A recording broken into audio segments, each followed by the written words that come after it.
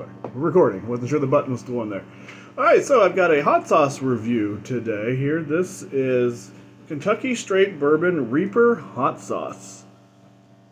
And actually, my sister got this for me for Christmas. She got it while she was down in Florida, I believe, taking a little trip down there.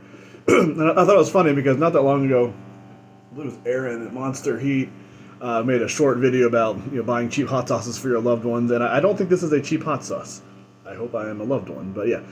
This sounds like it's a good quality sauce here, so we're going to do a review of it, as promised. So I'm going to go ahead and read the ingredients. There aren't a lot of ingredients on this, which for me, that's usually a good thing. I don't like a lot of different things in my sauces. But anyway, first ingredient, though, says Reaper peppers. Now, I find that interesting. It's called Reaper hot sauce, and it says Reaper peppers. I'm assuming Carolina Reapers. I don't know if this is like a crossbreed, but anyway. The fact that the first ingredient, you can see that here. I don't know if this will work. Nah, it's too fuzzy. But yeah, the first ingredient is Reaper peppers. I'm assuming this is going to be pretty hot. Red wine vinegar, tomato, water, onion, bourbon, hence the name. Let's see here. Garlic, vinegar, salt, 2% or less of spices, sugar, xanthan gum, calcium chloride, citric acid. So yeah, more than 2 or 3 ingredients, but not really a whole lot. And the top ingredients sound like the good stuff here. Now I was wondering, since Reaper peppers is the top ingredient on here, it sounds like it's going to be fairly hot. I looked it up on the website, and it's weird. It says between 50,000 and 250,000 SHU, which I find that odd that there's that big of a potential range on this. And B, 250, I mean, obviously, for the average person, that's no walk in the park. That's, right around habanero, maybe a little bit less. But you think with it being Reapers that it'd be hotter than that, so I don't know. We're going to try this anyway here. As I keep delaying getting back into the challenge game, I will at some point. But anyway, let's go ahead and open this up here. Did I shake it? Yeah, I shook it already. Let's give it one more shake. Alright, so it's a bubble on top there. So I don't think you can't really see much into there. So let's take a smell. Ooh. It smells. I'm getting vinegar.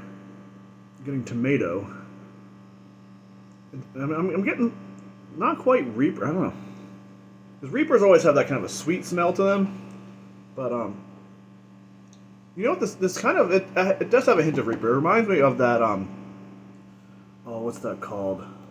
The Reaper Racha sauce by Pucker Butt Pepper Company. That's what this kind of smells like. But this looks like it's not quite as thick as like a sriracha. But let's go ahead and give this a try here. Give it a good pour.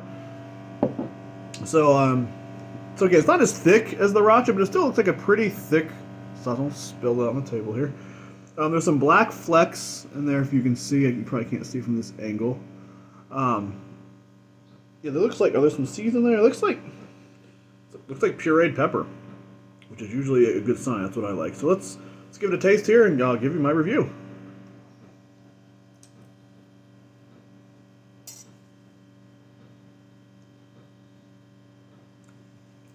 Okay, so it is sweet. Good heat. Really good flavor. It is, like I said, it's a thicker sauce.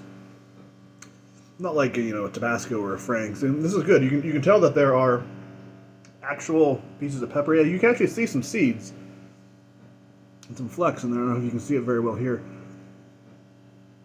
This is really good. I have to tell my sister that I like this. Yeah, it's a thick-ish sauce. Definitely, you can taste the Reaper in it. Not like as hot as like a puree of Reaper. I'm not getting hiccups, which is usually an indicator for me. That's kind of like the border between like hot and really hot. On my heat scale, I give this. Again, heat scale is so subjective. 3, maybe a 3.5. It's not growing like the Reaper tends to do. It's not going down yet. I still have a pretty good heat. Let me get another little taste here. One of the more recent hot sauces that I reviewed was the Scorpion Chase the Heat Scorpion sauce, and that kicked my butt. I know Miguel Torres. I know he thought the same when he tried it. It's good. That's even thicker than this sauce. I use that sparingly. It's a really good flavor, but compared to, I've only tried one of the other ones. I tried the Pinango from CTH, which is really good flavor. Not much heat for that, but it's not advertised as having a lot of heat. But the Painfully Scorpion is. This is not as hot as that, but it's definitely got a good kick.